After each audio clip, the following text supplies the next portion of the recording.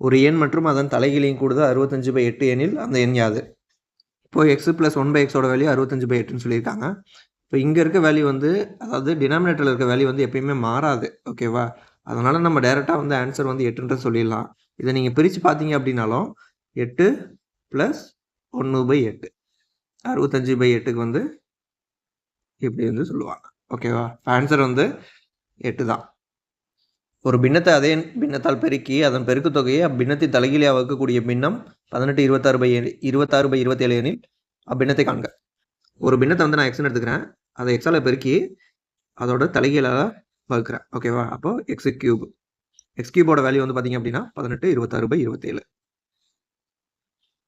இப்போ இதுக்கு வந்து நீங்கள் கியூப் ரூட் எடுத்தீங்க அப்படின்னா எக்ஸோட வேல்யூ வந்து பார்த்தீங்க அப்படின்னா 8/3 வரும்.